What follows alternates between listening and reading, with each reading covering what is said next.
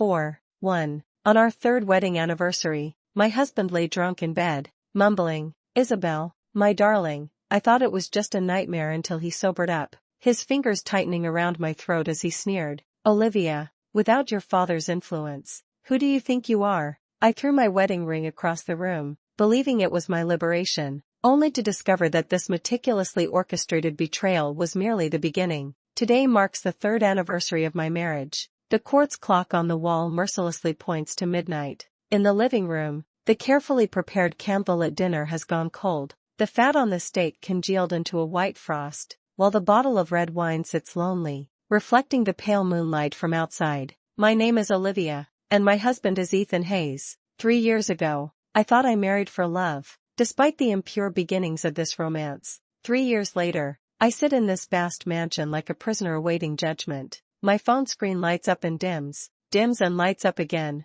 without a single message from Ethan, not one call. Our last WhatsApp conversation ended 3 days ago with his terse, "Got it," in response to my reminder about our anniversary. Ironic. I curl my lips in self-mockery as I rise to clear away the mess on the table. My fingertips touch the ice-cold plates, the chill seeming to shoot straight to my heart through my bloodstream. Just then, a soft click comes from the door lock, followed by the sound of keys fumbling against each other. I freeze, my heart involuntarily speeding up. He's back. The door opens, and a strong smell of alcohol mixed with some unfamiliar women's perfume hits me, making my stomach churn. Ethan staggers in, his handsome face flushed from drinking, his tie askew, his suit jacket casually draped over his arm. He sees me, his gaze unfocused, his steps unsteady as he walks toward me. "Olivia," he murmurs my name, so different from his usual coldness when sober, with a clingy, dependent quality. I instinctively try to move away, but he pulls me into his arms. His body is hot, burning with heat, his chin resting on the top of my head, his breathing heavy. "Still up?" His voice is slurred, thick with nasal tones. "Waiting for me?" I stiffen in his embrace, not answering. This rare closeness now only makes me feel utterly disgusted and estranged. The perfume on him that doesn't belong to me feels like a fine needle piercing my skin.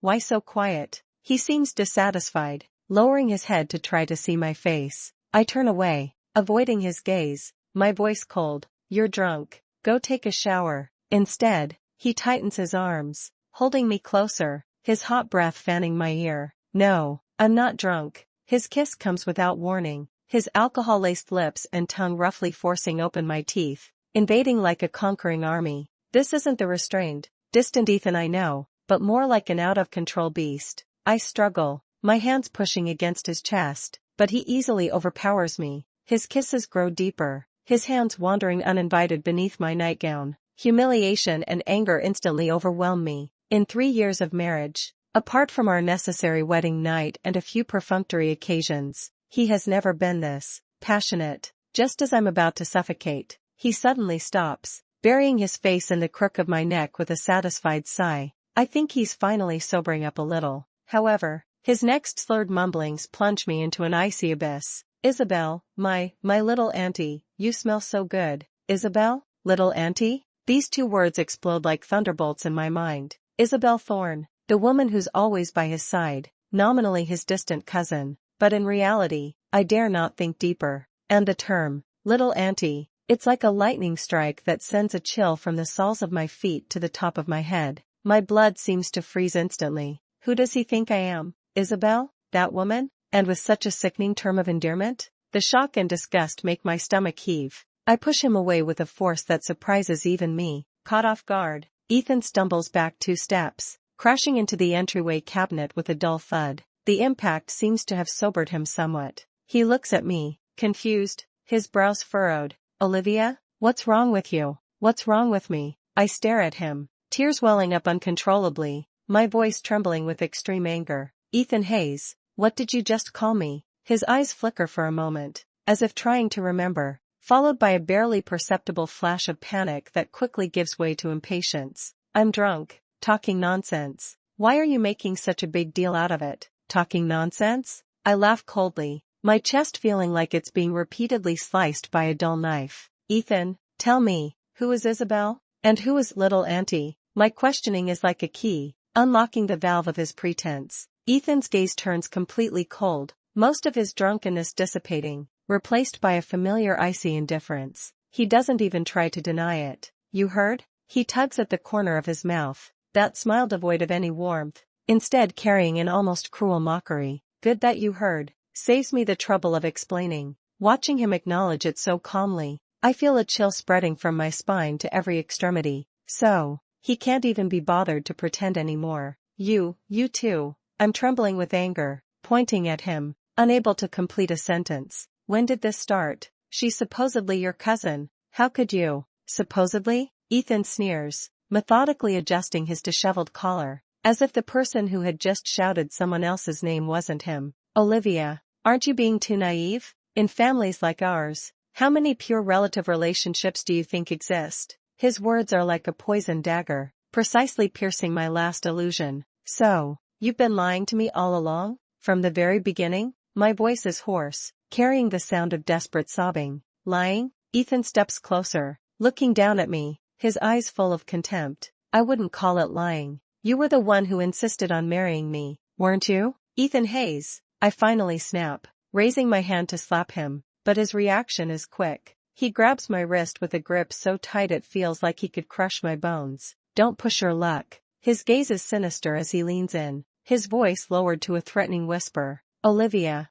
know your place. Your father is dead, and Miller Group is in my hands now. Everything you have, I gave you. Cross me, and you're nothing. My father. How dare he mention my father, the man who, for the sake of the company, and for my so-called happiness, forced him to marry me on his deathbed. The immense grief and humiliation instantly shatter my rationality. You bastard. I use all my strength to break free from his grip, my other hand striking him hard across the face. This time, he didn't dodge. The sharp crack of the slap echoed through the silent living room, unnaturally loud in the stillness. Ethan's face jerked to the side, 5 distinct finger marks rapidly appearing on his cheek. He turned his head back slowly, his eyes so dark they seemed to drip with malice. There was no anger, no explosive rage, just a gaze that regarded me like a dead thing, a look more chilling than any fury could ever be. Well done. He licked the corner of his struck lip, revealing an icy smile. Seems you still don't understand your situation. He suddenly reached out, not to hit me, but to seize my throat,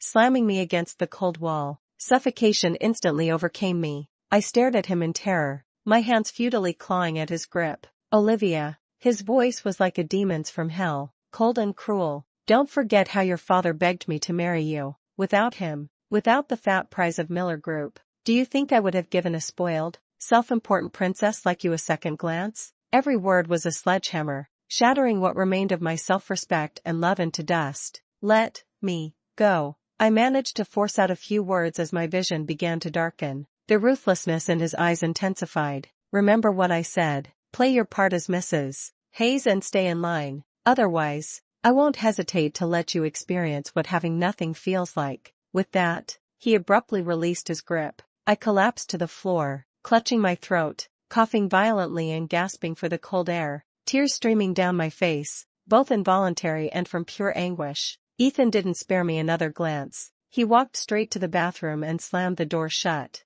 The rush of water started, isolating him from everything outside, and severing my last lingering attachment to this marriage. I sat on the cold floor, staring up at the ornate crystal chandelier, feeling nothing but absurdity. So that was it. The marriage I had faithfully preserved for 3 years was nothing but an elaborate hoax from beginning to end. What I believed was love had been merely my own delusion. The man I thought was my husband had another woman in his heart, one he affectionately called Auntie, and I was nothing more than a stepping stone to consolidate his power, a bargaining chip his father used to coerce him. How laughable, how utterly pathetic. Fragments of memories flooded my mind unbidden. I first met Ethan at my father's company annual gala, as a newly minted business partner, young and handsome, full of vigor. He was the center of attention, but I didn't like him. The shrewd, detached businessman's aura about him repelled me instinctively. I thought he was too ambitious, the hunger in his eyes barely disguised. Back then, I was still my father's cherished princess, proud and willful. I even expressed my distaste for him right in front of my father, without the slightest courtesy. Ethan had merely glanced at me, his expression calm and unruffled, yet with a knowing look. as if observing a child who understood nothing. Later, due to a misunderstanding, I wronged him and humiliated him publicly. After learning the truth, I was consumed with guilt and approached him to apologize. It was during that interaction that I discovered he wasn't just cold and calculating. He was witty in conversation, broadly knowledgeable, and occasionally revealed vulnerabilities and exhaustion that mysteriously touched the softest part of my heart. Perhaps it was guilt, or perhaps it was the attraction of that contrast, but I began to notice him, to learn about him. I discovered he wasn't born into privilege but had climbed to his position through sheer ability. I witnessed his decisive ruthlessness in business, but also saw the lonely figure he cut, standing before floor-to-ceiling windows when he thought no one was watching. I became fascinated with him, as if I'd discovered a rare treasure. I believed only I understood him, understood the hardship behind his smile, the loneliness beneath his cold exterior. I started defending him, arguing passionately when others questioned him, treating him as if he were mine alone, not allowing anyone to disparage him. I thought my passion and persistence would eventually melt his frozen heart. Naively, I believed that if I loved him enough, he would love me back, until my father fell gravely ill. During that time, the company faced internal and external crises, teetering on the brink. As a key partner, Ethan's stance was crucial. I went to him, hoping he would help my father, help Miller Group weather the storm, but he was cold, even deliberately avoiding me. He stopped answering my calls, and his responses to my messages were sparse at best. For the first time, I felt that bone-deep powerlessness. In the end, it was my father, from his hospital bed, using his last strength, with Miller Group's future controlling shares as leverage, half pleading and half threatening, who convinced Ethan to marry me. I remember clearly, Ethan stood outside the hospital room, his back to me, silent for a long time. Then he turned, his face devoid of expression, and simply said, "Fine." No joy, no hesitation, not even a ripple of emotion. I should have understood then. He didn't love me. Marrying me was just a transaction. For Miller Group, for his own ambition. But I deluded myself, always believing that living together day after day, he would eventually see my worth, eventually fall in love with me. 3 years. For 3 years I played the fool, performing a one-person show of devotion, while he had been carrying on with my so-called cousin Isabel all along. The water in the bathroom stopped. I struggled to my feet, wiped away my tears, and walked to the study. I turned on the computer and pulled up the document I had drafted long ago but never had the courage to confront him with, the divorce papers. Looking at the cold legal terms on the screen, my fingers trembled slightly, but my gaze remained unusually resolute. 3 years of mutual torment was enough. This marriage, built on lies and transactions from the very beginning, needed to end. I printed out the divorce agreement in duplicate and neatly placed them in a folder. By the time I finished, dawn was breaking. I didn't return to the bedroom, but curled up on the study sofa for what remained of the night. The next day, I rose as usual, washed up, applied makeup to hide the redness and exhaustion around my eyes. Ethan had already left, leaving a signed check on the dining table, my household allowance. I picked up the check, didn't even glance at the amount, and tore it to shreds, dropping the pieces into the trash. I didn't need his charity. I calmly ate breakfast, then began packing my things. I didn't have many personal possessions, mostly items from before the marriage. Of all the things in this mansion that belonged to Mrs. Hayes, I wanted to take none. In the evening, I received a call from an unfamiliar number. Ryan, Ethan's friend,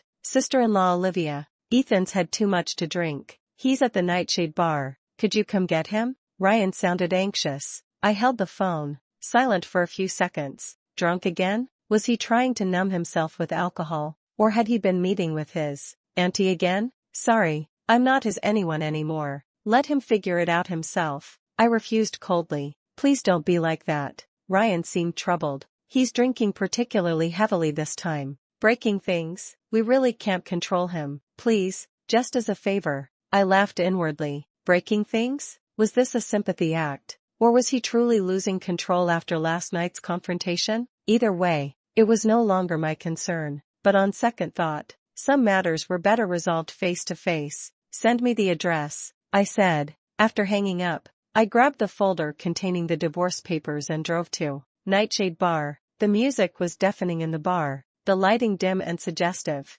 Following the waiter's directions, I found the private room Ryan had mentioned. The door was slightly ajar, with the sounds of boisterous conversation and clinking glasses spilling out. There was no sign of the out-of-control behavior Ryan had described. As I was about to push the door open, I heard a sultry female voice, tinged with playful reproach. "Ethan, you should drink less. Look at you, your face is all flushed." That voice, it was Isabel Thorne. I froze, my heart seized by an invisible grip. Then came Ethan's low, drunken laugh, filled with affection and indulgence, a tone I'd never heard him use with me. "Just a little more, baby, celebrating today." "Celebrating what?" Isabel's voice grew more flirtatious. "Is it because you're finally getting rid of that clingy woman?" Clingy woman? Was she talking about me? I held my breath, nails digging into my palms. Ethan snorted, his tone filled with contempt and disgust. "Huh, Olivia? She's not even worth celebrating over. If it weren't for her dead father's assets, I wouldn't have touched her with a 10-foot pole. She's like a block of wood, boring and stiff, yet thinks she's God's gift to men." Every time I see that pathetically devoted look on her face, I feel sick to my stomach. Then why keep her around? Why not divorce her sooner? Isabel's voice carried a hint of impatience. "What's the rush?" Ethan's voice was lazy, arrogant with the confidence of someone who controlled everything. "The Miller Group hasn't been fully incorporated yet. If I divorce her now, those old loyalists of her dead father would certainly cause trouble. Just wait a little longer until I have everything firmly in my grasp. Then she'll be useless. I'll kick her to the curb with nothing to her name. Let's see how smug she is then." "You're so mean," Isabel giggled flirtatiously. "If I'm not mean to her, should I be mean to you, my dear auntie?" Ethan's voice turned suggestive, followed by what sounded like passionate kissing. The room erupted in raucous laughter, mixed with vulgar comments from both men and women. "Ethan, you've kept your little mistress well hidden." "Yeah. When are you going to introduce your auntie to the rest of us? I bet Olivia will be destroyed when you're done with her." I stood outside, my body ice cold, shaking with rage. So this was how he saw me. Boring, stiff, disgusting, just a tool to be used and discarded. His assessment of me was cruel, vicious, merciless, and his so-called friends joined in, laughing at my expense without restraint. Anger and humiliation boiled like magma in my chest. I couldn't take it anymore. I raised my foot and kicked the door open with all my strength. Bang! The room fell instantly silent, all eyes turning toward the doorway in shock. Ethan was holding Isabel close, their posture intimate, her face still flushed with a satisfied smile. Seeing me appear suddenly, Ethan's face turned ashen, a flash of panic crossing his eyes, quickly replaced by irritation and viciousness at having his good time interrupted. Isabel jumped, instinctively trying to pull away from Ethan's embrace, but he held her tighter. He seemed to be doing it deliberately for my benefit.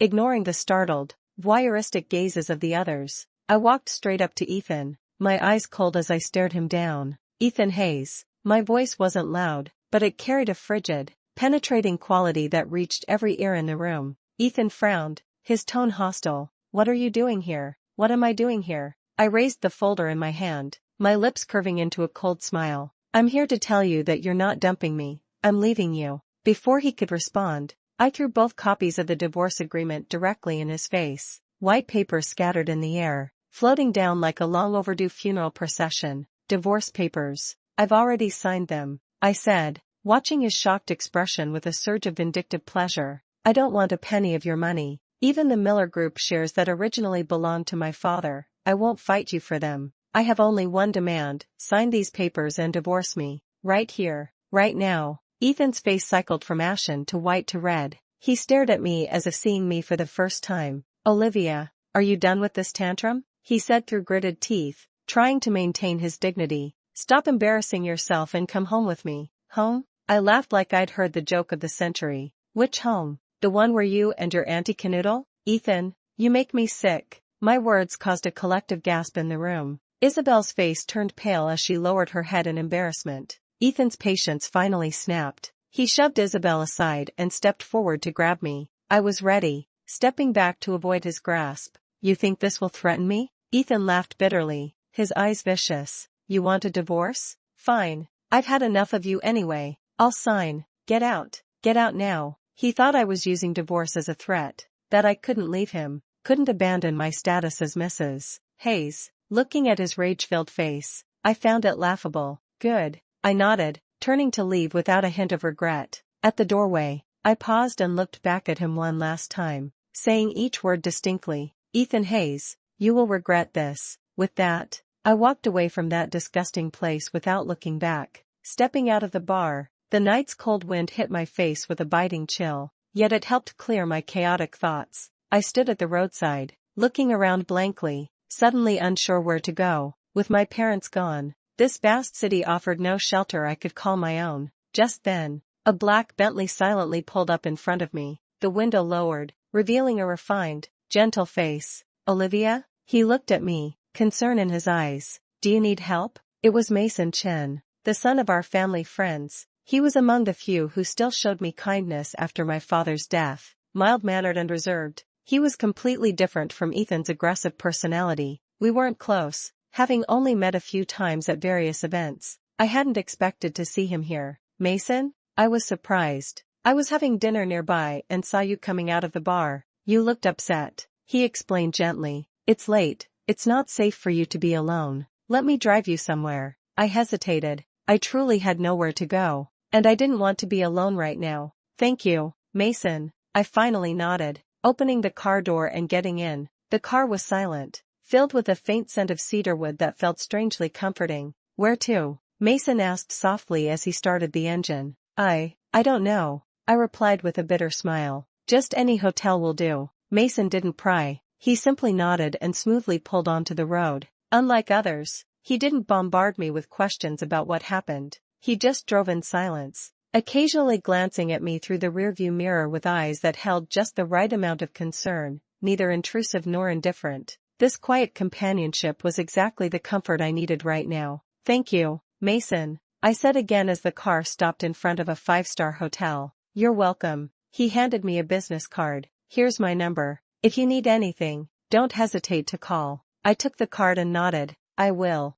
As I watched his car disappear into the night, I clutched the card tightly in my hand like a lifeline. I stayed at the hotel for a few days. During that time, Ethan never reached out, as if I had completely vanished from his world. That suited me just fine. I needed time to sort through my emotions and figure out my next steps. I wanted to leave this city, to escape this place filled with painful memories. I longed for somewhere nobody knew me, where I could start fresh. That's when I thought of Santa Barbara, that beautiful coastal town in California with its sunshine, beaches, and laid-back lifestyle. My father and I had vacationed there when he was still alive. It was one of my few happy memories. I booked a flight without telling anyone and quietly left. When I arrived in Santa Barbara, the warm ocean breeze seemed to blow away the darkness that had been hanging over me. I rented an apartment with an ocean view, spent my days walking along the beach, watching sunrises and sunsets, or finding quiet cafes where I could read in peace. I tried to empty my mind,